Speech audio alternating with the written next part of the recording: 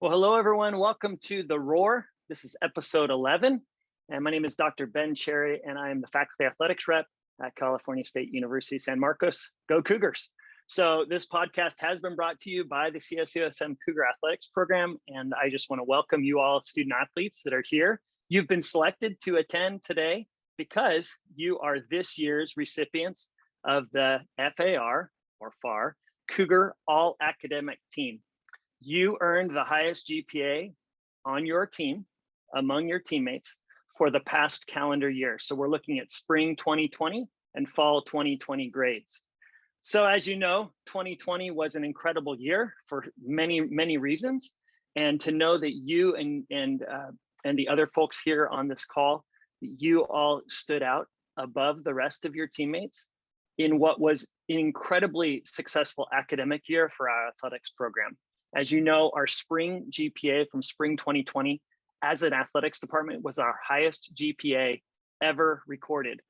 And then the fall was our second highest GPA ever recorded for our athletics program. So to know that you are the cream of the crop, you are the top of your team's academic prowess, you should be congratulated for that. So let me congratulate you just with a hand clap, and anyone who's watching this right now or will be listening to it later on, I'm sure they'll be congratulating you as well. So here we have it. And not all the members of our Cougar All-Academic Team were able to be here today. But I say what we start with, I've got a few questions, but before we begin with my questions, and then we're gonna do a lightning round, it's gonna be all kinds of fun. But before we do that, let's just go through, just say your name, the sport, and your major. So just super easy, and I'll call you out by who I have here on the call. So let's start with Michaela. And you can unmute, of course, to talk. So go right ahead, Michaela.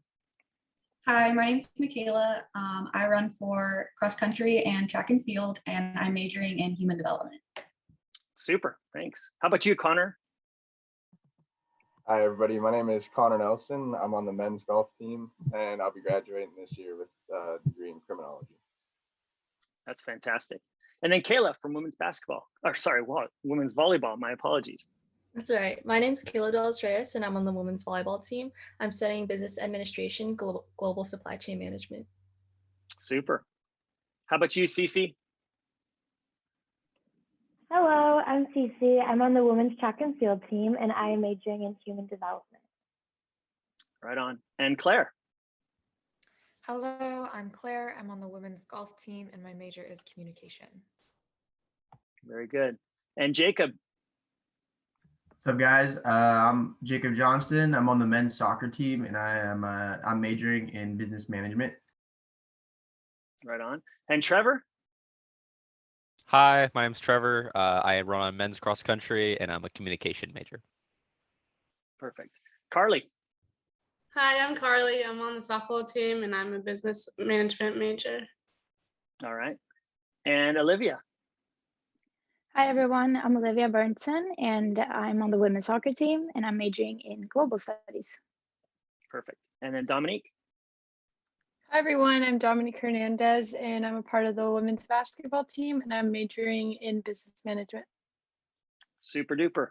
So as many of you know, I teach in the College of Business, and I assure you, I did not hand select the business students on this list. You all, as I mentioned earlier, you earned your place on this list by being the top GPA on your team for the past calendar year. So congratulations to all of you for that. So I thought we'd start with a question about work ethic, because as student athletes, you know that to be a college athlete, student athlete, you had to have worked hard at your sport to be distinguishable and recognizable by the coaches who recruited you to come to Cal State San Marcos. So what I thought we could do, I'm just gonna pick on a couple of you, and I think we'll start with our students who've been here a little bit longer or who are graduating, to just talk about your academic work ethic in 3 words, okay?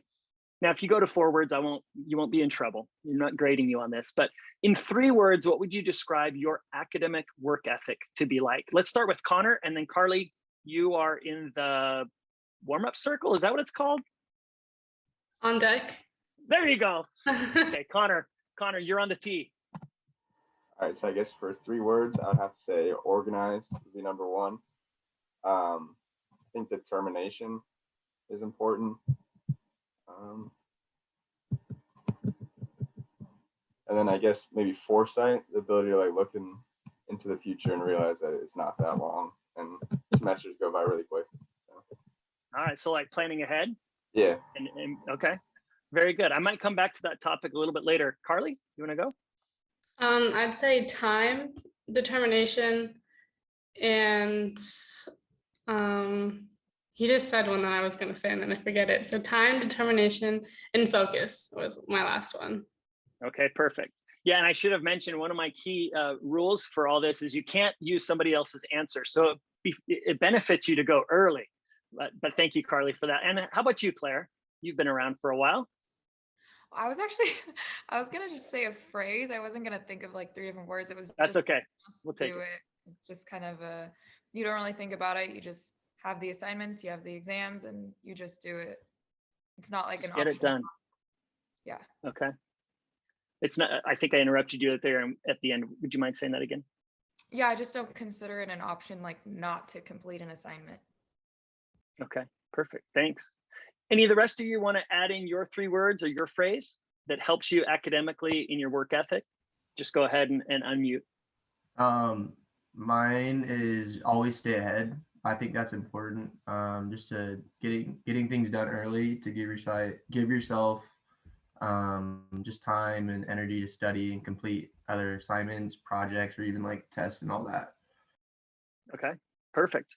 So I think we're getting an overall theme here of it's important to be looking forward, to be anticipating what's happening in kind of the rhythm of the semester, the dips and turns and the hills and also the valleys as they come. So thank you for answering that. Anyone else want to share before we move on to the next question? I think it's important to remain flexible as well, just because like as an athlete, sometimes certain things come up that you weren't expecting, or you're gonna last minute travel over the weekend. So it's important to be able to change your schedule around in order to fit in homework time as well. Okay, good. So being adaptable and realizing that as a student athlete, there's a lot of change that can come at you without much notice. Super. Thanks for that, Cece.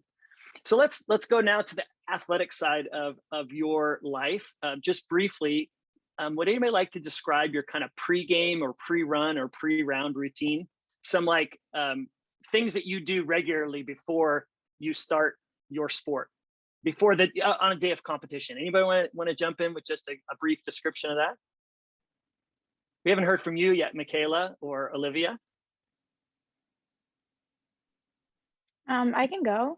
I was trying to think about this, and I can't really remember in detail what we used to do before game because it's been so long, but I do know that we drink a lot of water, lots and lots of water, and then just kind of stay like really close to my teammates, like talk about everything, like what we want to do, like what we want to achieve during the game, not just like we're trying to win, but more go into detail, like, okay, let's focus on communication today, or like focus on connecting 15 passes or stuff, just small things like that, I would say. Yeah, so I like that drinking water thing. Olivia, I'm going to now turn this into an academic question. So Michaela, you're off the hook for just a second, but Olivia, so you talked about drinking lots of water before the game and then focusing on communication with your teammates and even some small goals like let's connect 15 passes. Is there an academic corollary or equivalent to that you would say is kind of like your pre-class routine or pre-exam routine that you might share with others? Yeah, so you mean like if they're similar, like kind of a pre, okay, yeah. Yeah, definitely. It's important to stay prepared and also drink a lot of water and maybe talk to your classmates, trying to talk to each other, just discuss maybe what the exam is going to be about. Because I think it always helps to talk about things and not be too much in your head, even if it's a game or if it's an exam or whatever you're feeling stressed about. It's always helpful to talk to people, if that makes sense. Yeah, definitely makes sense. Cool. Okay, Michaela, you're now on the seat to tell us about your pre-run routine. All right. Well, the first thing that comes to mind is different races require different fuel. So it's kind of important to think way before your races, like, okay, what am I going to eat to get the necessary energy, and that's not going to leave me bloated and feeling heavy. And then another thing, especially for cross country races, is like communicating with the team, because we like to work together in our little workout groups. And it's like, how are we going to push off of each other and motivate each other throughout the race as well? All right. So as a professor now, I'm wondering, how does that relate to pre-class routines or pre-exam routines? Do you work with other people in exams? Is that acceptable? Is that forbidden? Tell us your thoughts on that. It doesn't necessarily carry over unless it's something like studying, which of course, like we'll share Quizlets with each other sometimes if someone's like needing a little extra help, or like we'll motivate each other, like, oh, you got this, don't worry about it, or things like that.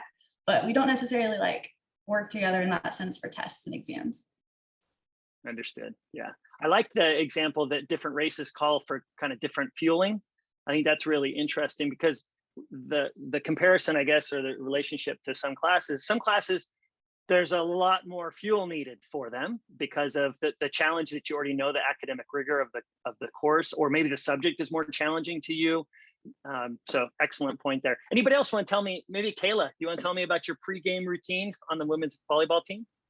Yeah, so one of the things that I like to do is visualize how the game will go, both for myself and for my team. And I really think that carries over to academics and studying, and in terms of going in with a positive mindset, right? And so if you go into the game with a negative mindset, that's how most likely how you're playing will come out. And so if you go into a negative mindset on your test or your exam, then you probably won't perform as well, because you don't have the confidence that you know that you have.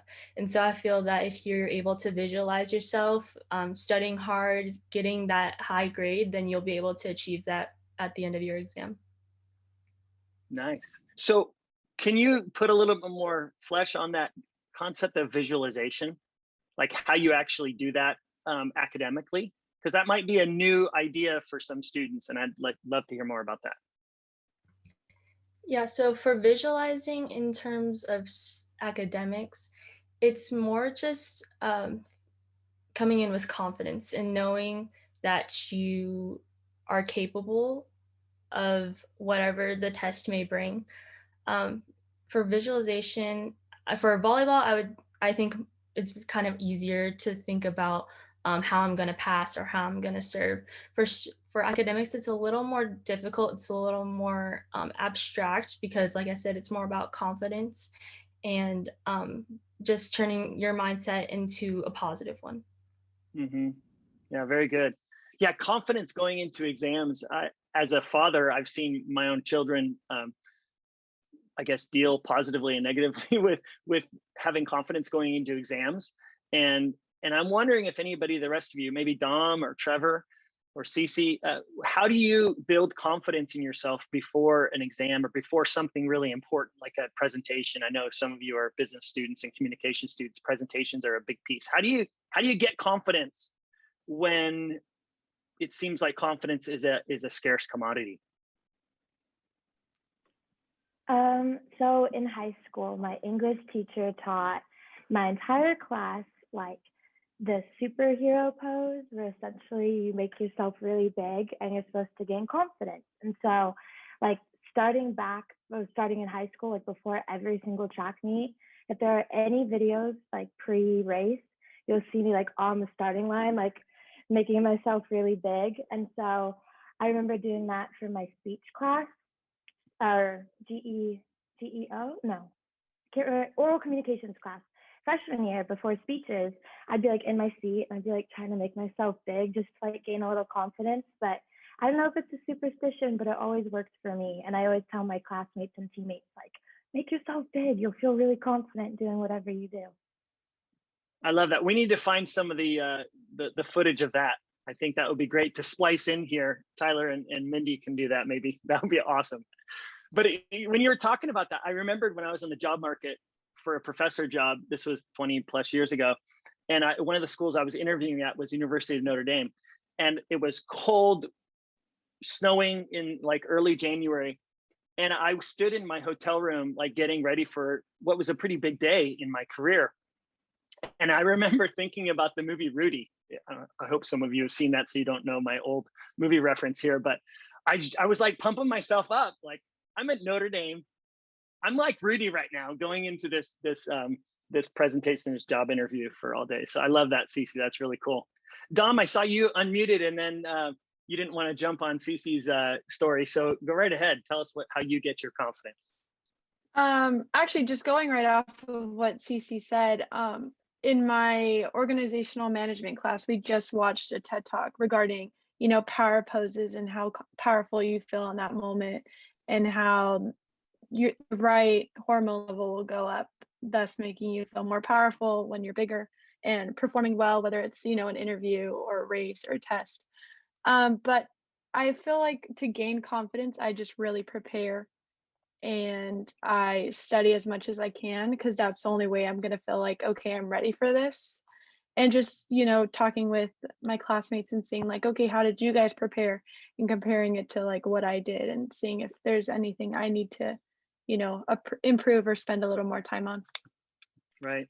So the power pose is going to be even more powerful when you've got the preparation behind it, I think, is what Dom is also adding to what Cece said. As you were talking about power pose, I was thinking about a fairly famous soccer player, football player in the world, Cristiano Ronaldo. And I'm sure Jacob knows exactly who I'm talking about here, and some of you probably do too. If you've ever seen him take a free kick, he has a very proud chest. I mean, he's a very fit guy, but he has a very proud chest. And I would tell some of the student athletes that I used to coach, get a proud chest. You don't have to be Cristiano Ronaldo to do that. And so I think the power posing academically is really interesting too, that he's not standing proudly, or Cece's not standing proudly, or Dom's not standing proudly just because they're arrogant. They're not at all. They're prepared. And I think that's an excellent point. Trevor, what do you want to add to the mix about confidence? Do you have anything? Yeah, I think for me at least, and it applies both to academics and for athletics, just kind of accepting that you've put in the work. I feel so often with running, especially, and with academics, you can always do more. There's always that thought that, oh, I could have studied more, or I could have trained more. But at the end of the day, when you're walking into that room to take the test, or when you're stepping up to that starting line to take the race, you've done everything you can. So just accept it and say, I've done all I can. There's nothing more I can do to prepare for this. Let's just do it. I'm prepared. Nice. Yeah. I like that you said, take the exam or take the race. It's like you have ownership in that. You're not just receiving it, right? You're not just like, oh, here's the exam, put it on me. But you're like, I'm taking it. Like at the top of my exams, probably for the past 20 plus years, I've put exam equals, in quotes, show what you know. And it's really, that's what I believe as a professor. It's your opportunity to show what you know. And if you don't know it, that's going to show. And if you do know it, that's going to show too. So I love that idea of taking the race and taking the exam as being a very active, engaged experience. Very good. So let me ask, let's switch gears a little bit, and let's talk about, for the past year, much of your academic experience has been happening like this, in boxes, on Zoom, in your room, in your family room, wherever you sometimes at a park, I suppose. How have you tried to make yourself distinctive to your professors and your other classmates? And this might feel a little weird, like, hey, I'm kind of talking about myself. I'm not asking you to boast. I'm asking you just to think, what do you think sets you apart in an environment of virtual Zoom life or online learning? Can you think of any tips that maybe you'd give to an incoming student about how to set oneself apart or be distinctive to classmates and professors? And maybe Claire or Jacob, you guys want to jump in? Yeah, Jacob, there you go.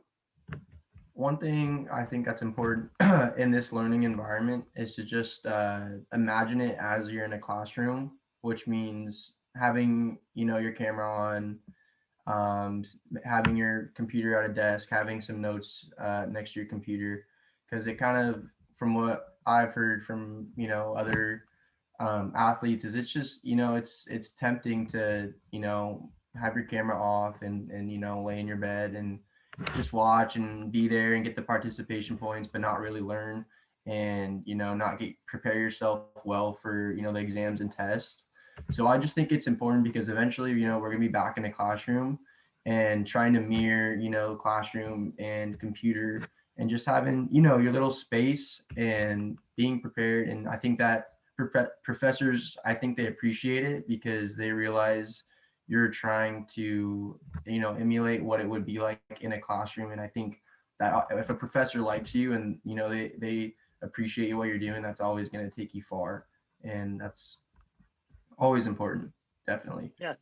Thanks, Jacob. Appreciate that. Claire or Connor from golf, either of you have any thoughts?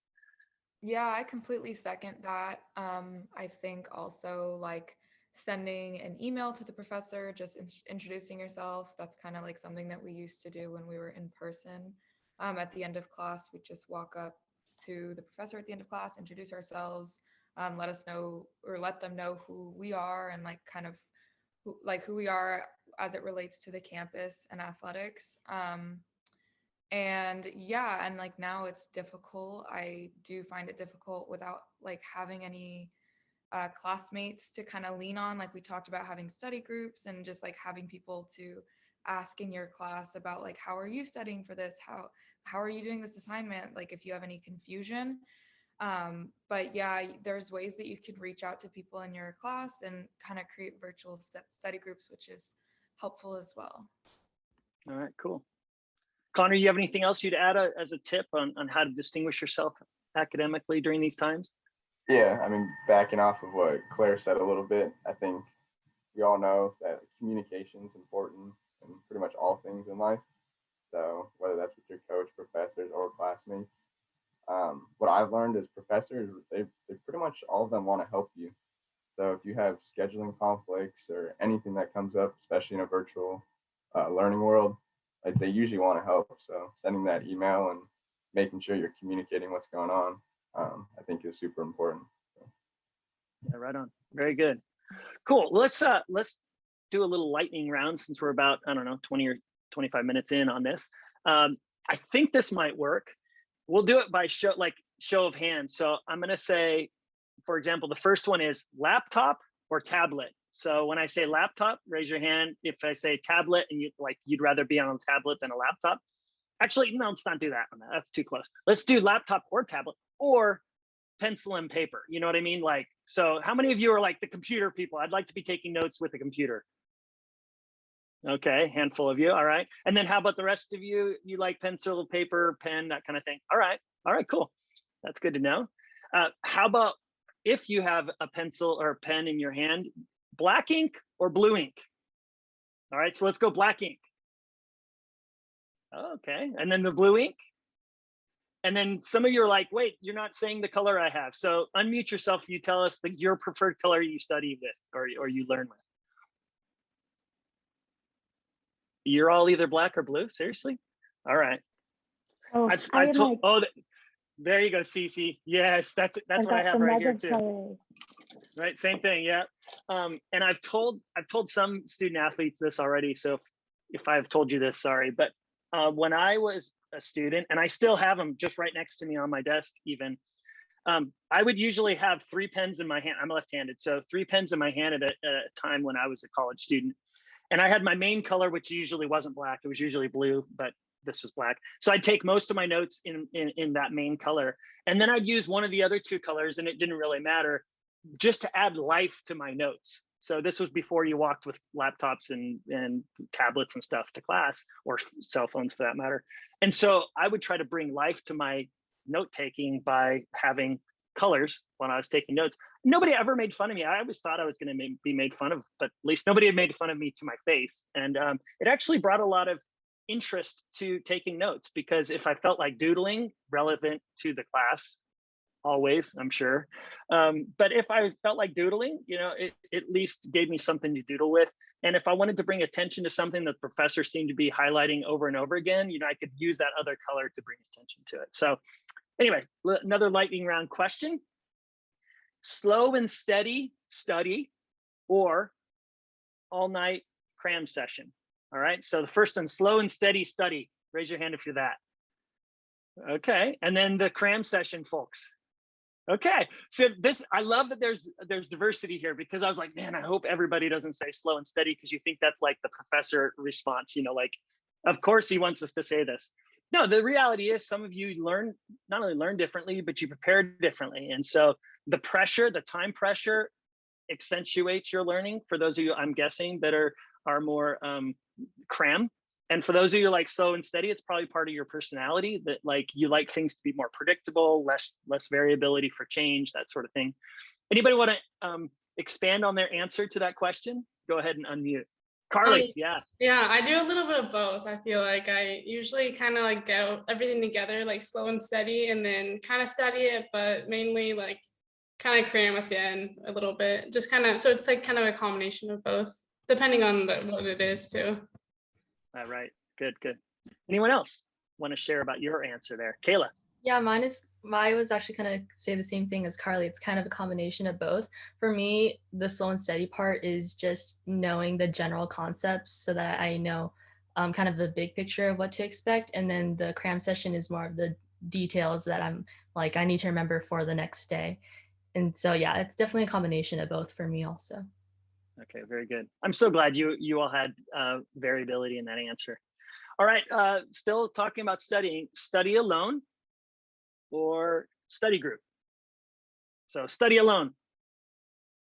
Okay, I was definitely a study alone for sure. Study group. Okay, a few, yeah.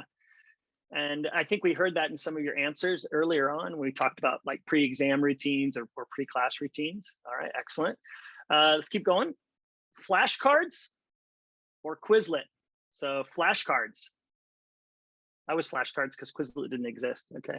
All right. And then Quizlet. All right. Or something else that Ben doesn't know about because he's too old. All right. So what else are you using to like try to retain information by studying it? You know, just good old fashioned notes, or what else are you using? What other tools? Sometimes, so like before exams and stuff, just to get a better understanding of certain definitions, I'll go on YouTube to watch like crash course or something like that pertains to my major. Yeah, and that for helps sure. a lot. Yeah, that's very good. Back in the day, we didn't have YouTube, so we did have oh shoot, what are those things called? There were books that you could buy that were like, I can't think of it. I think it's a person's name. I'm a bad host, okay? I've never done this before. Just, you know, edit this part out, Mindy and Tyler, when you get to it. Anyway, cool. Anything else that you guys use for studying? I usually just make a study guide, and then the stuff I really need to study, I just like highlight it and then keep going back to that. Yeah, cool. For me, it was flashcards. I liked flashcards because you have to take time to prepare the cards, which is learning. But then also, when I knew that piece of material, I could like set it aside, and it felt so good to be like setting more things aside. And then the things that I really needed to study over and over again, it's like I blistered them into my head until I just had a few things left. So cool, good strategies there. All right, multiple choice or short answer? Multiple choice. All right, some of you nailed it. Okay, short answer. Okay. How about long essay answer? You really like those. Okay, Olivia. Okay, if you're all right, I like that. Yeah, cool. All right, perfect. And last one, luck or preparation? Luck or preparation? Luck. Okay, I think you got the right answer on this one, preparation, right? Some golfer, was it Tiger Woods that said, maybe Connor knows, somebody, or Clara knows, so I think it was Tiger Woods said something about luck is really preparation, something or other. I don't know. There's something about, there's a famous golf quote about that. Is that right, Connor? Yeah, he said the more you prepare, the luckier you get. Oh, there you go. Yeah. That's a pretty good quote, I think. The more you prepare, the better prepared you are, the more lucky you are. So, all right. We're just going to wrap it up with just a few more questions. It's kind of lightning round-ish. Don't spend too much time thinking about this, but just first response, okay? Most inspiring teammate in the past year. Now, don't reveal anything that's personal about them, but like, which of your teammates has really inspired you? Anybody want to share? I'll go. All right, cool, Michaela. I can see their name, right? Yeah, you can, as long as it's nothing personal. You know what I mean? Like, don't reveal their life story, without them knowing. So Clarissa Garcia. on Okay. my team. She's just incredibly talented, both on and off the track and the courses. She's very academically driven, and she's just very kind to everyone around her. She's like such a joy to be around, and her talent as well is just something that like we all kind of aspire to be, as well as like her character. So I think she's really great. Wow, talent and character in the same person. That's awesome. Thanks, Michaela. Clarissa is quite a person. Yeah, that's awesome. Anybody else want to share? You don't all have to share. Jacob, I see you unmuted. Yeah. So I have a freshman on my team who, from my understanding, has had a difficult year with COVID. But even through it, me and my roommates, Corbin and John, we go out to a local club team and train 2 days a week. And his name's Joey Diaz. He's commuting two days a week from Yorba Linda all the way down here, as well as to Temecula on the weekends for games. And I know he's got, a lot of other responsibilities and priorities.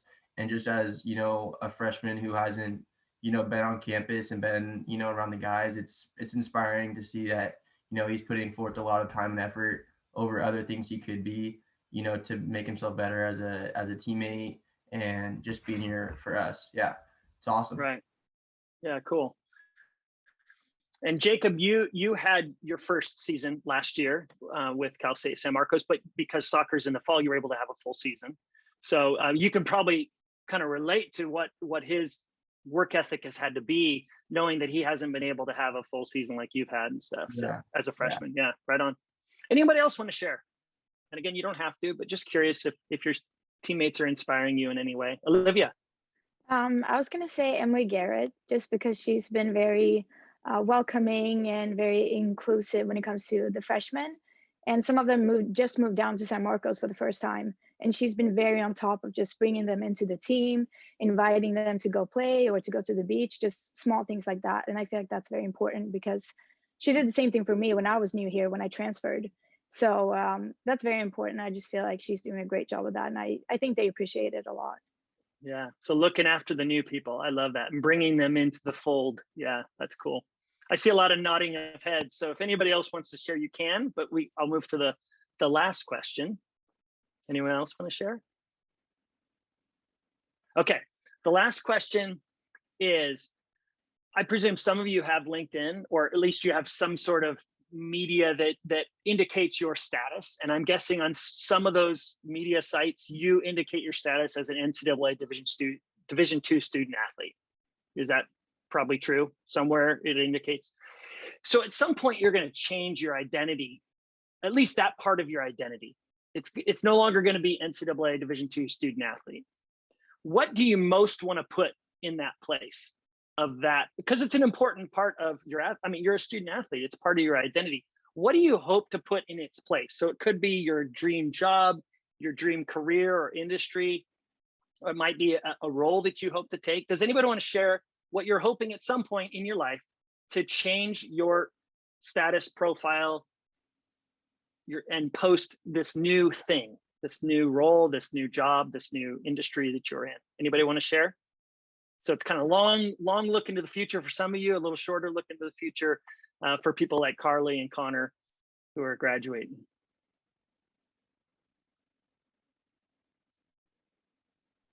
Uh-oh. Silence. I'd say, Carly, yes. I'd say probably entrepreneur or something like that. All right. Just like owner of business or something. Right on.